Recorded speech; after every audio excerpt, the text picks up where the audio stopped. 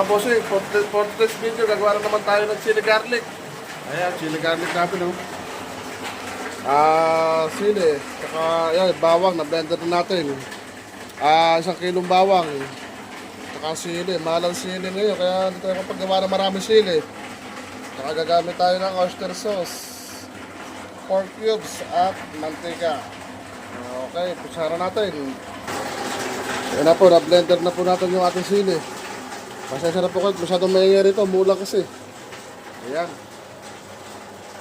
Durog na ang ating sili, oh guys. So, sasalo na natin dito yan.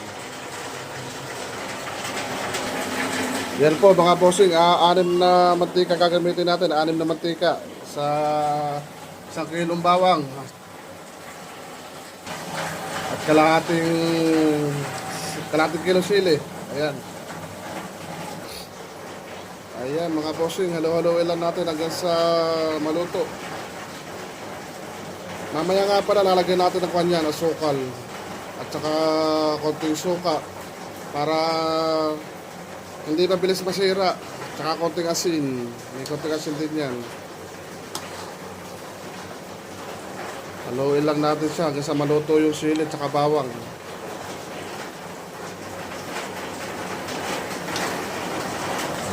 At ayan guys, lalagyan na natin ang asukal. Ayan, asukal. Para sweet and spicy. Ayan.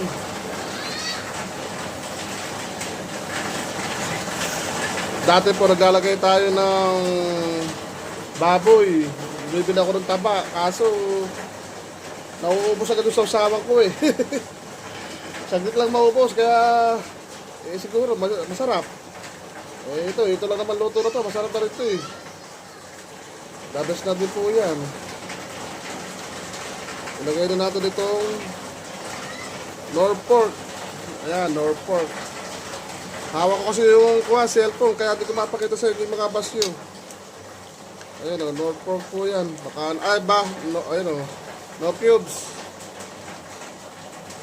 Tapos, lagyan natin ng konting asin para magbalanse lang sa asin. Ayan, asin.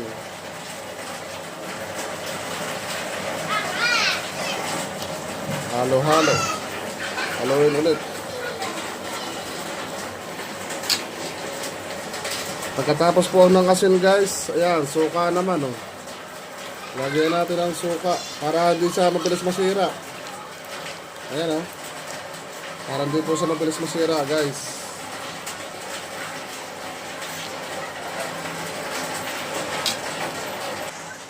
Ayan mga bossing, nilagyan na rin natin ang oyster sauce.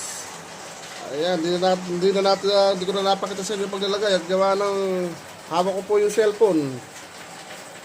Nasa kalawang kamay ko yung cellphone eh, kaya hindi na po makita. Pinakita ko na labas yun. Ayan, ganyan po tayo magluto ng chili garlic. Antayin na lang po natin maluto. Kompleto na po yung kwanito. Recado, isaw. Antayin lang natin maluto yung bawang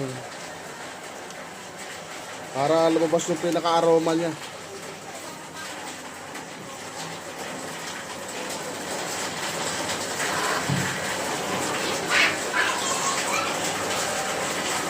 Okay, sige po mga bossing. Thank you for watching.